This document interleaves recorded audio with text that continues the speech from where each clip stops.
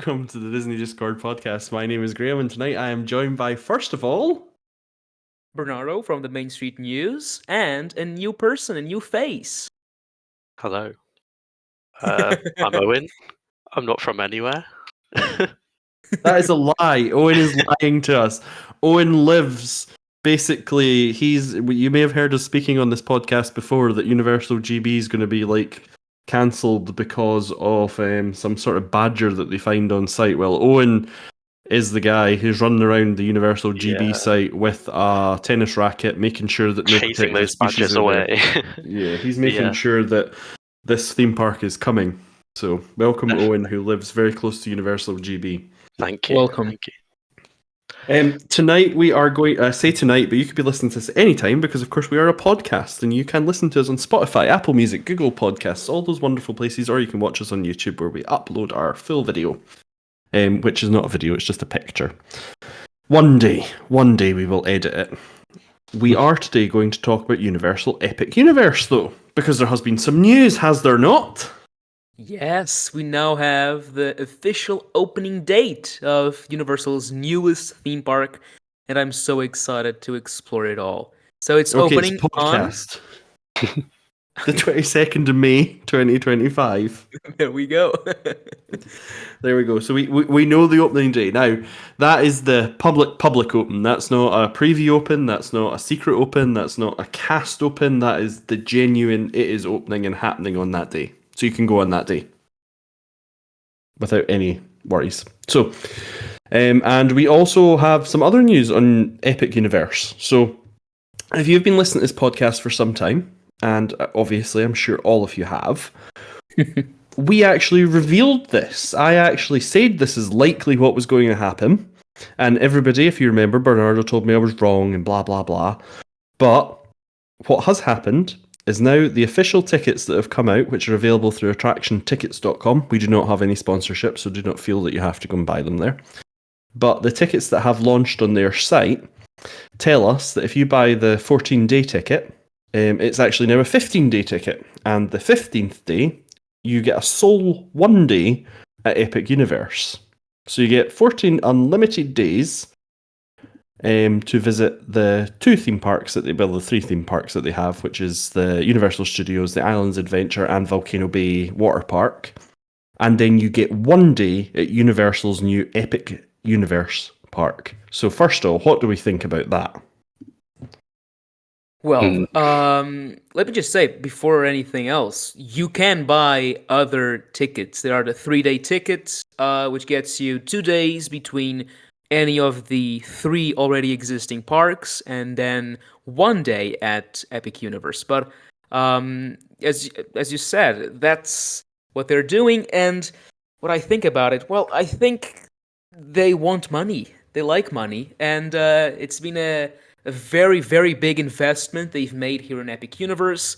And this is honestly the way to go if you want money. Now, it will be not great for people, because if I'm going from Europe, I want to spend more time, more days in Epic Universe, since that's the brand new theme park. And if I buy the 14-day ticket and that gives me 1 day in the park, that's a bit ridiculous, in my opinion. But yeah, that's about it. Can I say something? Okay.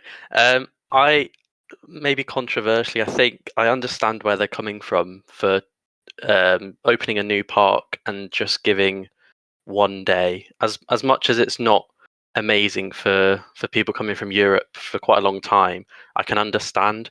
And it's worth pointing out, for the 2026 tickets, you will get 14 days unlimited, including Epic Universe again. So it's just a temporary sort of system, I guess, they put in place just to make sure that it's no more expensive. So the difference in price is almost nothing between 2025 and 2026. Exactly. So I'm just looking here, for example, on this is for if you're getting a 14-day sort of ticket coming from Europe, it's like £425 in 2025, and then in 2026 it's only £3 more. So we're not really, you're paying £3 more, and you're going to get access to Epic Universe for all those 14 days. So you can't really complain too much, really. Let me just ask a question. Does anyone ever use the 14 days over at Universal parks? No. I think it's designed not to use it. It's just designed for sort of like flexibility. I think most people coming from sort of European countries would probably go to Florida in total for about 14 days and do a bit of Disney, a bit of Universal, and a bit of other stuff, and just sort of. I think it just allows flexibility, really. If I flip it on its head, and I asked you this question, if I said to you, you can buy a 14-day ticket. Now Bernardo would get on that plane, and he would appear in Epic Universe on day 1, and he would stay until day 14. And he would catalog, and he'd be on every ride, and he'd be there. And even if the queues were 6 hours long, which, if you remember when Hagrid's opened and when Velocicoaster opened, we had these ridiculous 6-hour queues. And Universal took a horrible sort of, they got accused of all sorts, that you had all these children like fainting in the queue, and they weren't allowed out to pee, and they had no water, and it was Florida, and it was, too hot, and things like that. So they have to constrain it somehow, because you cannot let everybody in every single day, or you're going to have every ride. Remember that Epic Universe does not have, it's a brand new park, but it's only got a limited amount of rides and attractions. So you've got a limit. You're somewhat going to have to limit it. Now, I think, as I said on a podcast about 6 months ago, that they were going to, and I think at the time, the information that I thought it was going to be was there was a 14-day ticket, but you were only going to get 3 days in Epic Universe. I think that's probably still going to be the case, but I think they have to see how it goes initially. And I think that if you're going for opening, you're probably going to get the worst deal out of the lot. But I think probably by the time they get through summer, they'll probably increase the entitlement to go Epic as they become more confident in their operations and their ability to keep the queues down. So you've got a kind of awkward situation. They know there's huge demand for this. It's going to be the hottest new thing. It's not often. I mean, basically, if someone adds a new part to a park, if they add the Villain's Kingdom, the Magic Kingdom, everybody wants to rush in and see the Villain's Kingdom, so they do. This is going to be that times 10. So yeah, no, it's true. And plus, you'll still be able to buy, depending on availability, additional 1-day Epic Universe tickets. I think it's clear where they're coming from. It's just sort of covering themselves, so it's not a total disaster when it opens. What would you do differently? So Bernardo, how would you do it? Bernardo's very upset about this, so let's ask him how he do it. The thing itself, I mean, it's. I'm not sure if I'd do any differently. But the thing is, in the end of the day, you're purchasing 3 days worth of tickets, at least 3 days. That's the minimum possible if you want to visit Epic Universe. If you're a local and you want to visit 2 days in the opening week, you'd have to buy 2 3-day tickets. That includes 2 days you won't be able to use if you don't want to go to Universal Studios Florida or Islands of Adventure. Now, as you said, it quite as possibly is the only way to manage all of the people that want to go. But yeah, I don't know. Well, the likelihood is, though, I think they have confirmed they will be selling 1-day tickets. I think this is just basically there's already UK buyers are swamping all the phone lines, and European buyers are like, well, we want to get booked, so sell us a ticket. Yeah, I think especially European countries they plan ahead quite advanced for Florida. Like I was out yesterday and I saw package holidays already being advertised for 2026 for Florida, including Epic Universe. So you can imagine that's why they're already thinking ahead that far. Yeah.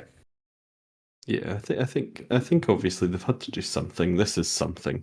Is it right? Is it the best way to do it? I don't know, but it's what they've chosen to do. So Yeah.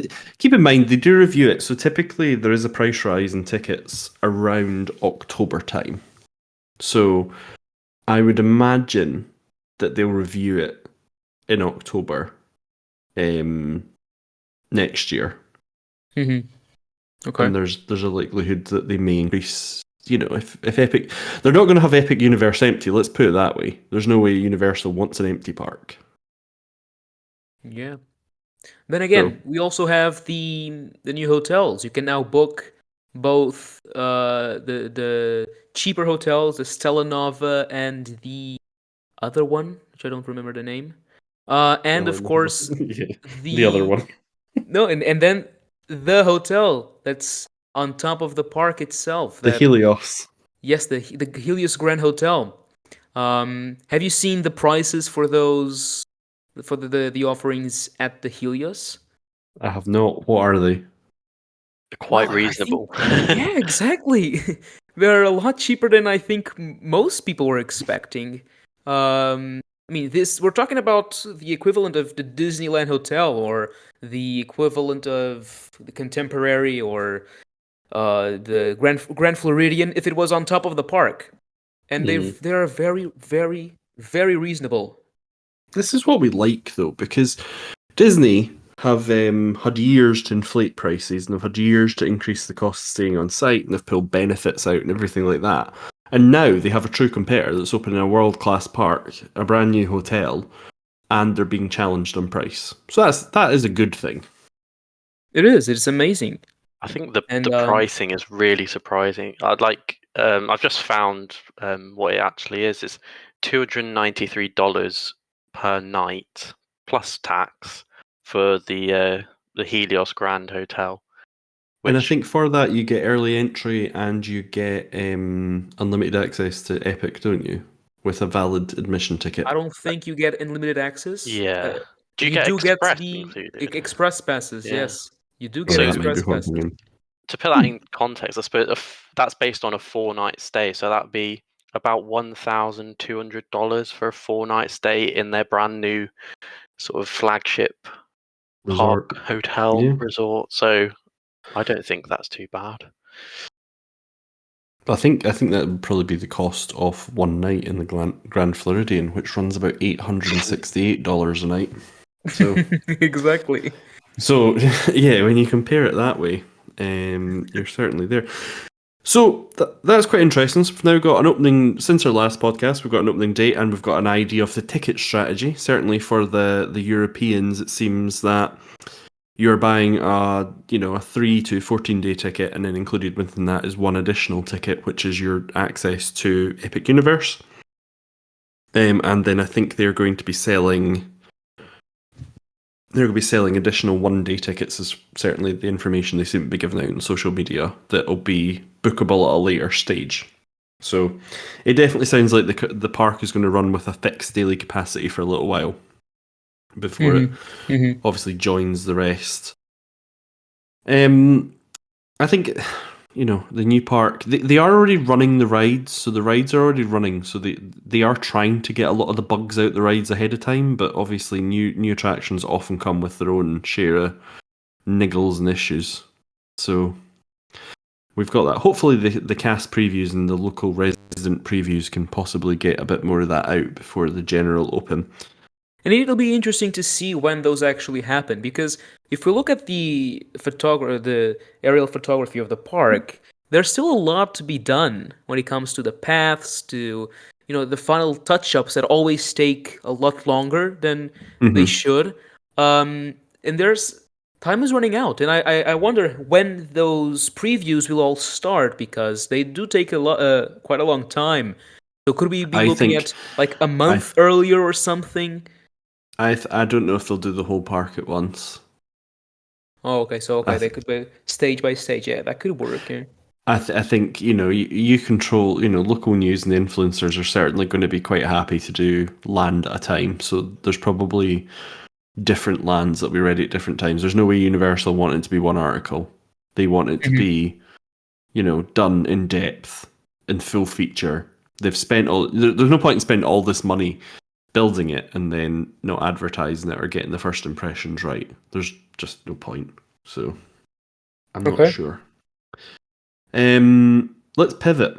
Let's pivot here. We've got Owen with us. Owen, you live near the pile of dirt that is going to Yes. be Universal GB. Tell us, what have we seen? What have you seen most recently from a first-hand point of view? Um, there's not much going on. I think it's calmed down a lot. There was obviously a lot of the archaeological digs going on initially, and that's when you sort of saw trenches appear on the site. Um, and that's all sort of finished now. That was part of their initial sort of groundwork and checking that there's no sort of Roman fort underneath it or something like that to just prevent the planning process. That's Um, good because you got out there and moved all the old bricks and stuff before it yeah, happened, yeah, didn't yeah, you? of course, of course. I don't think there's any species of badger or spider or flower or anything like that that they found so far. But It's also a surprise you've been setting off fireworks every night just to make sure nothing yeah, nests. yeah, just get Now, rid of listen, everything. for our international podcast listeners who are not resident in the UK like Owen and I should mention that a study came out last week and it pointed out that the UK is the most expensive place to get planning permission for anything, and it is the most contested in the entire of the world. Yes, it So definitely is. this is why effectively they don't build theme parks in the UK because it usually doesn't go down very well. Universal GB are currently providing a masterclass in how to get past these people. So it could Yeah. all come crashing down yet, but they seem to be doing a good job. So where is the project at then? What is the... The latest we've heard is sort of at the start of October, and that the project has sort of gone into a quiet period, and they're formally having discussions with the government at the moment. So the central government, um, basically they're looking for some financial incentives and sort of help for the project, as you can imagine. Probably looking at some sort of tax incentives based on ticket sales and things like that. And also, I think the main thing is the infrastructure.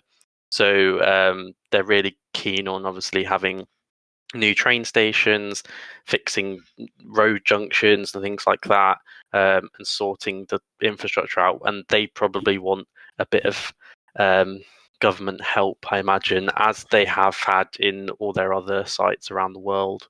So the Yeah. the UK budget, which is where you would expect to hear large investment into transport and sort of like infrastructure, is next week. It's actually in 7 days from now. It's on Yes. Wednesday as well, so it's the 30th. So if they were expecting government help, I would imagine this is a quiet period because they, under the law, they can't pre-announce something the UK government will then announce. So Yeah. we have that in 7 days. So do you think we're going to hear something in 7 days, or do you think it's going to be Um, another year, or...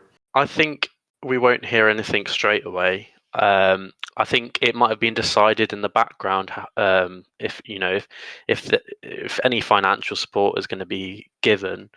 They're probably not going to get as much as they're hoping for, but I'm sure there's a middle ground they can get to. I think it will be obviously it's sort of been thrown about that we'll have a decision by the end of the year, and I still think that might be the case. Well, And then hopefully, there is the yeah, UK budget on the 30th. There is a parliamentary scrutiny for about a week, and then it is passed. There's at that point the UK government legally cannot change yeah, the budget. So yeah, all eyes on Westminster Hall for not Westminster Hall. It'll be Westminster in general mm, next week because we will hope to see some news or at least some indications, a little flag that says that things are going well. Now we we've kind of discovered that this was only just before we came on air tonight. We've discovered that there's a website called Theme Parks with an X at the end, so it's themeparx.com. They have been tracking this since 2017, which is quite funny to see that that we believe that they have some information that suggests this project's been underway for a lot longer than even we realised, possibly just shrouded in some mystery. What is your thoughts to that, Mr. Bernardo? Well, the first post on that page is from the 16th of July of 2017. So Yeah. it's older than the expansion of Walt Disney Studios. Mm-hmm. Now, what do I think about it?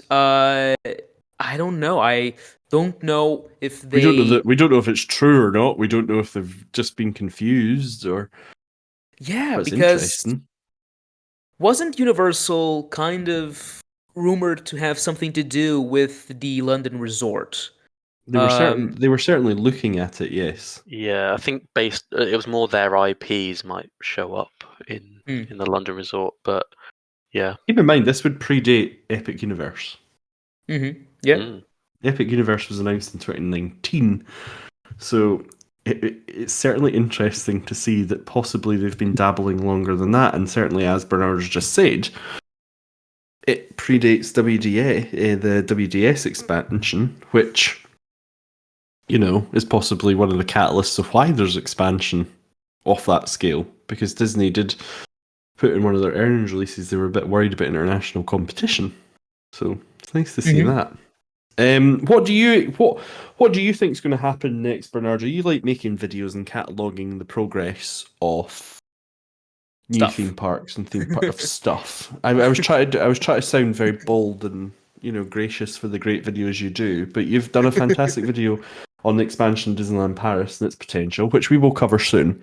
But what do you think? We've heard from Owen on where it is on the ground here. What do you think we should be seeing next out of Universal if it's going to go ahead? Well, I mean, I don't have a lot of information because I mean, it's your government. You obviously are more um, have better idea of how everything works over there. But if we go back a little bit, so not a year because it happened in December, but when the rumors really started to pick up, it was in December, so I think it was like the 15th or something, or so close to the end of the year. Everything happened so fast. Alicia Stella made an amazing article and video, which really put everything in perspective. Ali and I released that older concept art, which was an older concept art from what I believe was an internal document. And just some days after that, Universal came out and said, yes, this is true. We're looking to build this, or we're looking into this possibility, and we're very excited about this. So after what happens next month, I think it could also be that they just come out and announce it straight away, because if we take the rumors, and they're just rumors, but if we take them for what they are, 2030 should be the opening date they're looking at. And if you want to build a brand new resort with a huge theme park, you gotta start picking up the shovels, And So and yeah. compare this to, so things seem to have gone quiet on Portaventura, and that was the other big rumor that was sort of like, and we know that Universal have history on playing off governments against each other. Yes. So, I mean, a bit oddly though, the Spanish government and the UK government have both changed hands since then, but that's not the point. They have both governments have changed since both these rumors existed. Have you heard anything more? Is Portaventura as an idea now not a universal idea? Certainly seemed like it was on the verge of being announced basically imminently. Because we saw there were a lot of indications that something was happening with Universal and PortAventura. We saw a lot of important people from NBC Universal and Universal Parks and Resorts in walking in the park, and certainly there was something happening there. But we had to remember that PortAventura does have a couple of Universal IPs, so I really don't know the full extent of what was happening there, but I it's still believe that Universal will. It's not Universal. That PortAventura will change. So the owners will be gone. Invest Industrial, the Italian owners, shall most likely be gone. There's been a lot of Yeah. changes in the manager's position and everything. So we still don't know the full extent of it. However, I do believe that Universal shall go to the UK. I don't Dun, think dun, PortAventura and dun. Universal will really happen. So you've touched on something else that interestingly here, and I don't know if you guys have picked up on it, but Universal have all but silently confirmed that The Simpsons is being removed from Universal Orlando, and will cease to be one of their IPs. And the rumor is very strongly, and it has been, growing, that the Island of Marvel, which was the comic book version, would be removed from Universal Orlando as well. Yes, Mm. that's true. It is We've true. seen, we've seen. I believe also it was Alicia Stella that released some rumors of the replacement for Simpsons, not for the Marvel Island of Superheroes or whatever the name is. I think it was Zelda. Not sure, but Simpson is it's a big IP. But the thing is, Disney obviously owns the IP. It was bought with the Fox merger. But the thing is, and I've seen a lot of people propose or armchair imagineering versions of a Disneyland with The Simpsons. But do you think it would work? Do you really think that Well, The we've got Simpsons Gameplay fits inside Extreme a Disney in the park? comments saying that the Simpsons replacement will be Pokemon, and Zelda is probably for the Lost Continent, which makes some sense. Which is Lost It does, Continent's it does. obviously Islands Adventure, Mhm. but it's currently like the dead continent because there's nothing in it right now. Do I think the Simpsons would work well in Disney's theme parks? I have no idea. I don't know, because it's not something you would terribly associate with Disney, but it's something that has massive association across the world. So, I would have said that you would more likely see The Simpsons than you'd see Aerosmith, for example. So, Mhm.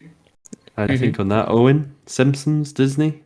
Yeah, it's a weird one. I think it would work in like any of the studios parks, but I don't. I don't think people automatically put Simpsons and Disney together. Well, it's like we Yeah, don't see the X-Files. They're also owned exactly. by Yeah, Disney. You could do a whole Halloween. Like the Phantom Manor could be Mulder and exactly. Scully's investigation in the haunted house or something. Yeah. Not that we see it. I don't know. It is wild because they have so many properties now that would fit in. Like I've always wondered, like Disney now own the 911 franchise, which is a huge franchise that focuses on fire engines.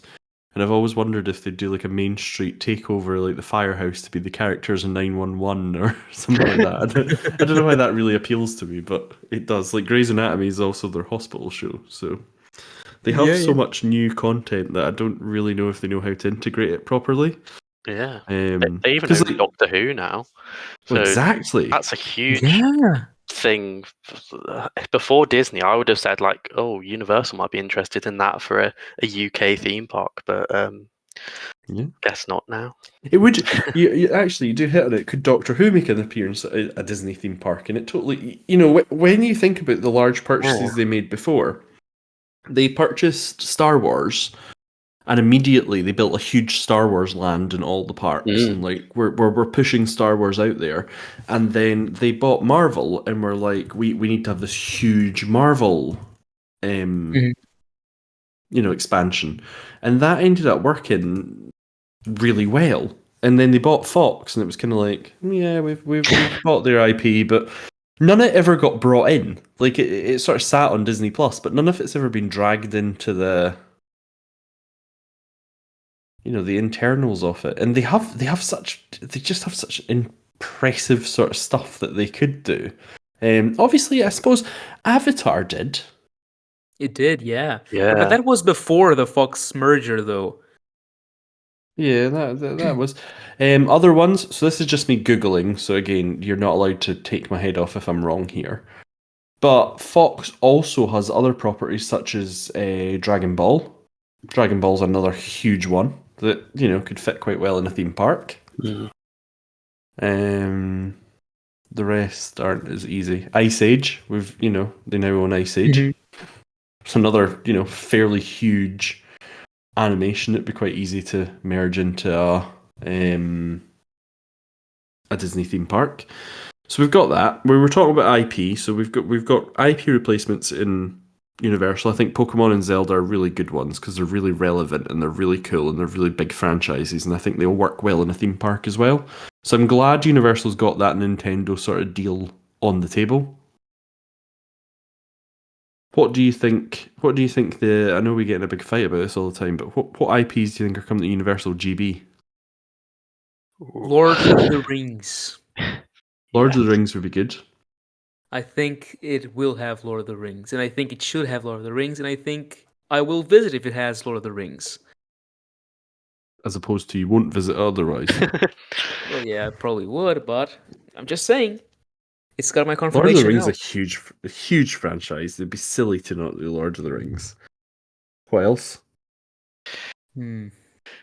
Definitely I some know- sort of Jurassic in there. Yeah. See, Guaranteed. Jurassic Park's guaranteed, and despite everybody like, oh, there's a Warner Brothers studio tour, it's not very good. It's not huge.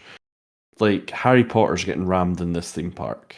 Like, there's Oh, no way definitely. that You'd be J.K. stupid not to in the country it's from. You need to have Yes.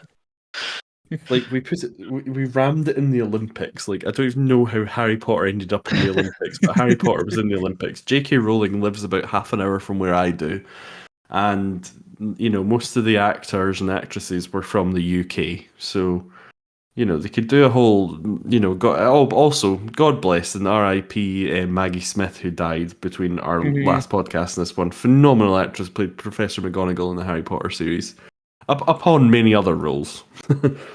Yeah. But I think, yeah, Owen's right. They're not going to not put Harry Potter in the UK. Well, Hmm. the question is, can they? Yes. Well, if Graham said so. They can Well, definitely find a way to get it all sorted. I think. there's Warner Brothers like money, okay? The studio tour's been happening since basically like movie one. So, Mhm. and it's a studio tour. It's not a theme park. So it's one of those things that you kind of do once, and then if you're a mega Potter fan, you might do it twice. Yeah, but nobody. Oh, and I don't know about you, but do you ever hear anybody like, "Oh, I'm going to spend another week at the Harry Potter"? No, it's a one and done. Everyone I know has been once and said it's good, and then doesn't go again. Yeah, so it's not like I don't think they're going to look.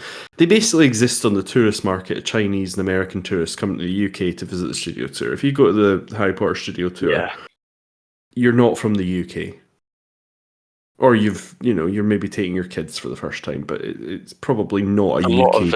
of tour groups who go there, and I think that's how they Yeah, get. I mean, it gets 2 million visitors a year, which is more than some of the theme parks do in the UK, yeah.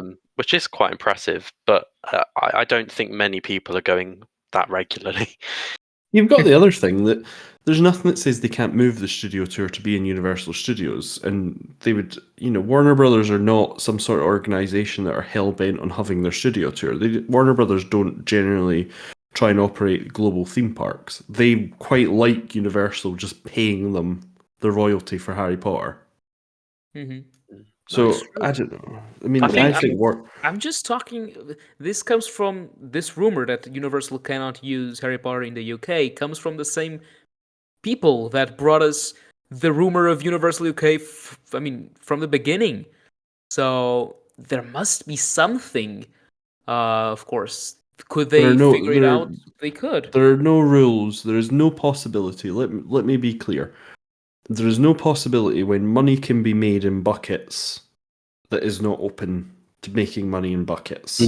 Because Warner Brothers, who have the rights, and for Scholastic that also have the rights in the UK, there is no way they are not just looking at a franchise that I'm sorry I'm going to upset all the Harry Potter fans, but is ancient. And it's probably not making as much money now as it did then. It's quite hard to market a studio tour on, like, come and see the making of the film that you've seen ages ago. Everybody who's seen it is now no longer a child. So yeah, they're struggling with that. They're not going to say, "Oh, hang on, let's turn down the free buckets of money that come here because we don't want any more money." That's just not going to happen. No, Now, I agree. Yeah. now it might not be an opening day attraction because it's a really cool attraction to add for a second year, or a third year, or a fifth year to kind of, be like, come and see our cool new attraction, Harry Potter World. It doesn't have to be an open day attraction, but the idea of Harry Potter won't be in the UK theme park seems kind of dumb. Especially because I'd understand if somebody else in the UK had a UK theme park with Harry Potter, but they don't. Yep. They have a studio tour, which is And not the same thing. they It's can like coexist. Like the studio tour doesn't, it can always stay there. It's the making of the films, whereas you're going to be immersed in the land. So it's a different sort of thing. So I think there's definitely some way they can work it out. there's money to be made. Money will be made. Japan now has a studio tour too. It does, So yeah. yeah, A so you very have similar one. Universal Japan and Universal Studios Japan, and obviously Exactly. the studio tour. Yeah. Yeah. It's not hard.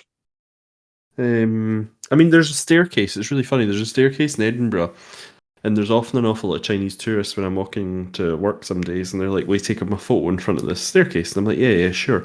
But one of the things I don't even tell them anymore because they usually just fight with me. The staircase was never in the film, so I'm like, I know that it's rumored to be the staircase, but that actually isn't. So The staircase from what film? From I have no what idea. scene? I have no idea. But you can Google the staircase, and it's like it was Staircase rumored to be in. It was Edinburgh. rumored to be in Harry Potter, but is not. Edinburgh staircase. Here we go. Bernardo's way to look at the staircase while we video on this.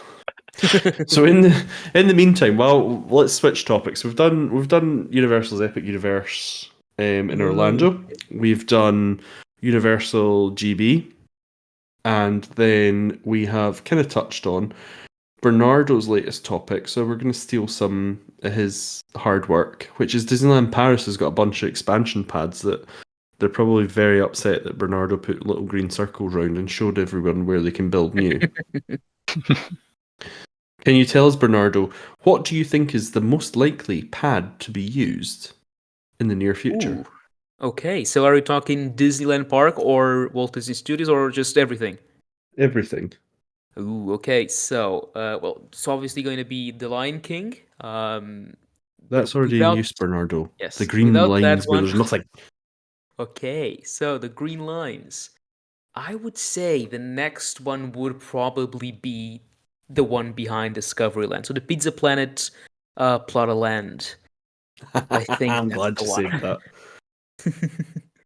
So This yeah, is the one Discovery's that Edge. famously. This is Discovery's Edge and Grogu's Pod Coaster. Grogu, of course, is it a movie or a TV show we're getting soon? We have something. It's a There's movie. a- It's a movie. 2025? Yeah, Mandalorian and Grogu. Full blown 2025. movie. Am I getting the year right? It is 25, isn't it? Ooh, I think so. Yeah, I think so. That character was a runaway success for Disney and obviously was one of his highest grossing Star Wars characters, despite the fact he was Baby Yoda. And they got really upset and told us not to call him Baby Yoda, but they're kind of fully embracing that now. Yeah. So But yeah, we've got so that. that's, I think it's a 2.4 hectare plot. And there's a lot of space to do basically small, not so small, land based around Star Wars. You could join Star Tours with it and be like just traveled to the land from Star Tours with a new exit. Simple as that, and it would be such an incredible transition from Discovery Land into this new Star Wars land. It would be just perfect. Fair enough. Owen? However, there is another. Let me just say, there's another one I think that might actually be used outside the parks, and that's the new hotel around the That's why lake. you've Yeah. stolen my answer. That's Sorry, what I sorry, thought was sorry, going to be the next one. sorry. I think that Disneyland Paris assessing their hotel criteria need more premium rooms, and one way to do that is to build them. Mhm. And And I think seen that they just published a permit for the demolition of the events arena, which I did a video about some weeks ago. Um, and you if heard it that first does on this podcast about 9 months ago when we said that they would demolish the events arena because it currently never has an event in it. yeah, and that area is also going to be somewhat used by the new Disney Village street leading to the Avenue Paul Ceremy. And it just makes sense. That's always been the plan since 32 years ago, or even longer. So it would be nice to see a new hotel.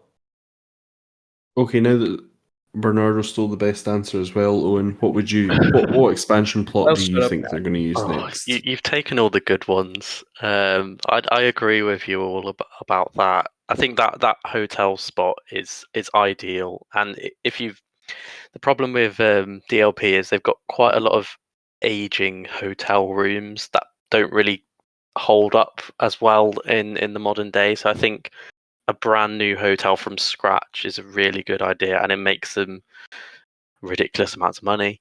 In the parks, yeah, I think the area behind Discoveryland is probably where I'd put my money. Yeah. We will all be wrong. They will build the back end of Frontierland where the petting zoo was. Oh, of That'll course. They'll be fill in. They'll fill in the river. Don't worry. yeah. Arsland. Got such a shortage of space here. We've put Cars Land in here. So we've got a little bit of news coming up, and it relates to Big Thunder Mountain. Bernardo, you shared a picture the other day with it being in a pretty poor state, and we believe there's going to be almost a year-long rehab of the whole thing. Longer, actually, if we go by the rumors, yeah.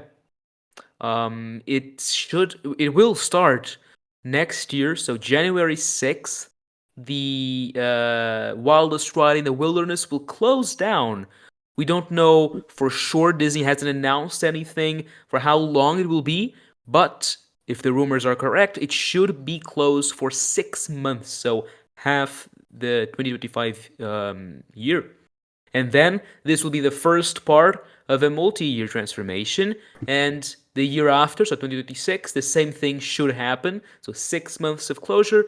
And then it's quite possible that 2027 we might still have the 6 months of refurbishment time.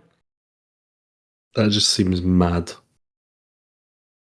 It is. We Oh. saw that Disney World's Magic Kingdom's version of the Big Thunder Mountain will also close January 6th of next year for a year long. So this one will be closed for a full year, and it will very likely have a major retrack and the new effects that both Disneyland Paris and Disneyland already have. That don't work. That won't work yet. That's true. That don't work. There's no smoke. Okay. And Space Mountain's going under a refurb that isn't a refurb right now. Mm-hmm. There are It's currently doing, a lot of works behind it. Yes. and you're of the firm belief that we might be returning to the original story.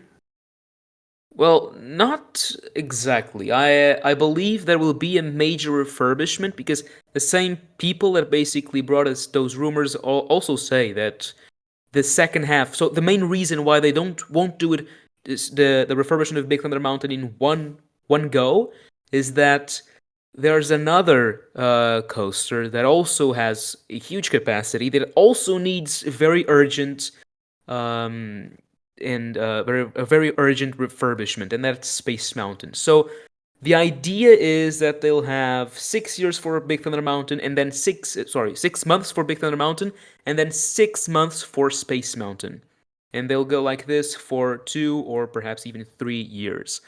Now, will they finally remove Star Wars? I think so. Will they? I have no idea, but I really want to think that they will. Yes. Owen? Yeah. I think they will get rid of Star Wars. I think it's just an easy, popular thing to do. I don't think many people will miss it. Even sort of more casual visitors. So I'd agree with that. Yeah. Well, guess in the interests of balance, I will take the other position, and I will promise you that Star Wars will be there for many years to come, because that's exactly what they'll do. And they will mix the universes and add Grogu. So where you buy a photo just now, that'll be replaced. There'll be a photo of Grogu, like terribly CGI'd on top of you as you go around the ride. Oh, no. And as I always have to say, I will be right here, and I'll say on a podcast about 9 months ago, I told you would get Grogu stapled to your forehead. as you went round, and that will probably Well, happen. We'll find out. And when I'm hopefully. wrong, I will apologise to these lovely gentlemen. But this is how the rumours go.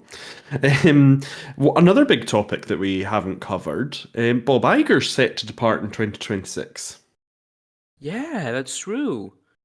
I mean, it's not It's not surprising because, news. It's yeah, not news because it was pre-announced like when he came back, but Mhm. it seems to actually be happening this time. They are beginning their talent transfer and looking into who will replace Bob Iger as the CEO of the Walt Disney Company. Yeah. Um, so that would be by the start of 2026, am I correct? Who They will it said, be? oh, who will it be? Oh, I have no idea. I really hope it's a duo. So, like Michael Eisner and Frank Wells were, or like Walt Disney and his brother were. That would Funny, be. Michael Eisner's name came up. They were like, in the Disney Ooh, saga, could this be Michael Eisner Gosh, reprisal? ooh, okay. I don't That could think be so, interesting. for what it's No, worth. I think he's yeah, a I don't bit think. old by now, isn't he? Yeah, Well, Bob Iger not like in his 70s? He might. Yes, I think so. yeah. So I think Michael Eisner's actually still younger than that. I'm gonna Michael Eisner's check. 82. Bob Iger is He doesn't look it. 73. I know. He doesn't look it, does he? No, Wow. no. Yeah, so Michael Eisner's Yeah. not coming back. We can confirm that. But yeah, someone's going to take over, and it's interesting because there is no clear front runner. Mm-hmm. Mm-hmm. There's a few people that they would put up there. It's going to be an interesting world because I reckon in around 2026, 2027, you're going to see both the CEOs at Apple and Disney being replaced, and obviously Tim Cook and Bob Iger have been two kind of stalwarts of progress through media Mm-hmm. and technology. Yeah, it's true. It's going to be a big change. I do have a name I'd like to propose if anyone from the Walt Disney Company is watching. I Is think it Catherine you? Powell. No, not not me. I think that's a lot of weight on my shoulders. I think Catherine Powell could do a good job. Have Uh, Disney do Disney ever recruit from outside? Where did Michael Eisner come from? Someone's going to shout at me for this for Warner not Brothers, knowing I this. believe. I think it was Warner Brothers. Oh, did he? Yes, Michael Eisner. I think it was, or Paramount. Maybe it was Paramount. One of Well, I those don't think. studios. What do we think? Should it be somebody from the studios? Should it be from the parks? Should it be from the Disney Plus end of things? Like, where should the CEO come from? What is Disney these days? Is Disney a media company or is Disney a theme park company with media? That's the thing. One of each.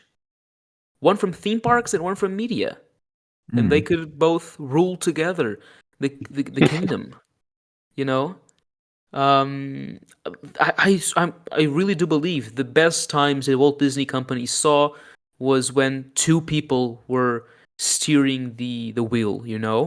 And if they could recreate that, it could be a path to success. So But I'm not from sure. that, you've got the most senior, I should say, is the co-chairman Alan Bergman, who is the co-chairman and he leads up Disney Entertainment Division.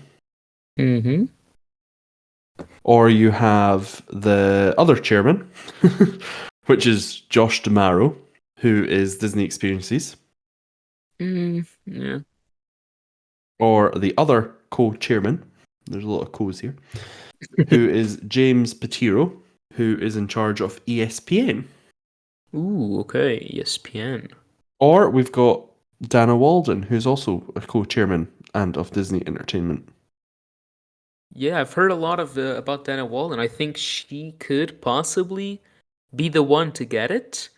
But I don't love uh um oh gosh, Josh Samaro. I just don't mm, I don't love him. I don't think he's a creative guy. He Well, has that persona that he plays very well at the D23 events, and I think he's very good talking to the fans and everything. But I don't think he's the creative mind that the world's most creative company needs, honestly. Was that not the whole argument about Bob Iger, though? He wasn't very creative, but instead he Yeah, just he's made sure not. that. He's not. Yeah, So he just sort of pushed it all forward, didn't he? he did. So But did let's he let. do a great job? That's another Well, thing. no, but they also. Well, he did. He did arguably, Bob Iger's been the most successful CEO of Walt Disney ever, including of Walt Disney himself. So Oh, yeah, I it guess. depends how you look at it. Like Bob Iger has undoubtedly transformed the size, the shape, the dimensions, and the sort of trajectory of the Disney company. But so did, to be honest, they've always had pretty decent CEOs in the sense that Michael Mhm. Eisner was also, he's a wee bit before his time, but Michael Eisner done quite well by Disney as well. People will argue about that, but he shepherded Yeah, it through some the difficult latter times. years, yeah, the latter years weren't great. So once again, when there were two people steering the wheel, that was when it was the best. That is true. When Frank Wells died, I mean, the whole thing kind of slowed down. Or it's like you say, do they bring somebody in externally? Yeah, Do they bring yeah, back yeah. Kapow? That would be Um, amazing, honestly. I think although she, I don't think so, because they got rid of her. well, Chapek did. Chapek Yeah, was the one to get rid of her. but they've never undone it. Well, they did. Maybe she doesn't want to. I don't know. Yeah. I No suppose clue. it's interesting because she went to Airbnb and Disney technically have a ton of hotels as well. So it is an interesting side to the business that. I think she left though, hasn't she? Hasn't she left Sure. Airbnb? Oh, hang on. I'm going to have to. I now need to look this up because I will not be able to go without knowing who it is. Catherine Powell is also British. A fact I did not know. She doesn't have a LinkedIn, so I can't Airbnb. just have a look at where she is. No, it says she's still at Airbnb. Huh. She's Okay. global head of housing. No, no. Look at this. Look at this. From December last year, Airbnb newsroom I'm on Catherine Wiki. Powell has decided to transition to an advisor role and move on from Airbnb next year. There we go. To She's what? no longer with them, or she'll won't be by the end of the year. What does it say where she's went? No, it doesn't. Dun It's dun just sad. She just dun. said, Well, looking back, I can't imagine the past 4 years without Catherine Powell. Without Catherine by myself. This is about her, not she didn't say this. But yeah, so she quite honestly, she probably isn't at Airbnb more. So I don't know. Imagine we have just rumbled the entire succession plan of the Walt Disney Company on our little podcast. That Yeah, may have just happened, everybody. So well, you've heard it first. you've heard it first. This might be another one. When I'm right about Space Mountain still staying as a hyperspace mountain, you can also relish in the fact that Bernardo, the undercover journalist at the Disneyland Paris community, has rumbled that Catherine Powell is currently jobless, seeking a new role in the new year. It just so happens there's a big empty space in the Disney company. Well, we'll see. Because she was the CEO of Disneyland Paris, so yeah, I suppose there could be something there. And I think in one of either the last year or 2 years before, they basically created a new position for her, which wasn't it like something international parks chairman or something like Yeah, that. yeah, yeah. So yeah, she does have a lot of um intel on There's a lot how of this fans works too. and Like stuff. she was well thought of entirely. Yeah, yeah, yeah, yeah. So Well, yeah. there we go. Okay, do we have any other topics we need to cover before we wrap up this wonderful podcast? Well, we have D23 Brazil. Oh Uh, yes. Now tell me what's happening there. Well, that's a good question because this November, the D23 Brazil will happen, I guess. It's one of the first kind of different D23 events they're doing. Um, Hopefully, it goes well and we could see something like this in Europe too. But that said, it will As Disney says it will bring the D23 experience to Latin America, where fans can explore the latest from Disney, Pixar, Marvel, Star Wars, National Geographic, and more at this multi-day event. And then inside, we've also gotten more information about the pavilions. There will be a Disney Plus pavilion, a Pixar pavilion, Marvel Studios, Star Wars, ESPN, Star, Disney Cruise Line, and then there's no parks kind of pavilion, but there is and let me see how they call this, a Walt Disney World Resort pavilion. So there's a pavilion dedicated to Disney World, basically, not parks, just Disney World.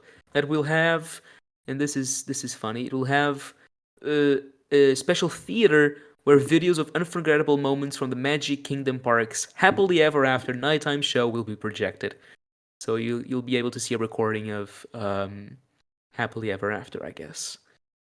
So yeah, I don't expect anything to be announced park wise. There'll obviously be a lot of marketing for their new films with Moana, Lilo and Stitch, and all the Pixar stuff that's coming. But yeah, when it comes to the parks, I doubt we'll see anything. Walt Disney World might have a few of the models, a few of the concept arts being displayed of the new stuff that's coming there. I doubt the same will happen with DLP though. I'm quite excited in some ways because it's certainly a different and new addition to the Disney D23 process, and they're obviously holding it for a reason. So I'm excited to see what it is. Well, Brazil does have a lot of Disney fans, and the Oh, I know. yeah, Brazil. I mean, Walt Disney World is always filled with Brazilians. There's a lot of people speaking Portuguese there, and it's always fun to think about. So it makes sense for them to have this D23 new type of event there. And I really hope it goes well, because one of these things in Europe, in France or in Germany or Spain or whatever, in England, it could be very nice to experience. And I mean, obviously, if it does happen in Europe, there would be a Disneyland Paris presence, and yeah, that'd be fun. Yeah, I think it could be. I'm excited to see what comes of it because it is, as I say, one of the nice things. I think we might be seeing something on Disney Cruise Line because there's huge expansion plans there. We covered that. We covered that well when we spoke about the 60 billion they're spending, and I think almost 10 billion of it is going straight to the cruise line. So there's certainly something to be said there. Is there anything else we need to cover? Owen, you got anything that we need to throw in before we go? No, I think that's everything. It's all good. There we go. Well, Yeah. unless you have anything else, Bernardo, I think that has Nope. been a podcast for us. Ladies and gentlemen, boys and girls, and anybody who has listened in, if you have enjoyed what you have heard, please drop some comments on whatever platform you're watching this on, because it helps us with engagement and lets more people hear the Disney Discord podcast, which is available on Spotify, on Apple Podcasts, on Google, on all those wonderful platforms, and of course on YouTube. And thank you to everybody who joins us in the Discord. So if you, by some fluke, are listening to this podcast but have never actually worked out where it came from, we have a little Discord thing called the Disney Discord, and we talk all things Disney, and we talk a lot of rubbish for weeks on end, and then eventually we record a podcast where we summarise all that rubbish in a podcast where I talk and Bernardo talks, and we're joined by Owen tonight. So thank you, everybody, and good night.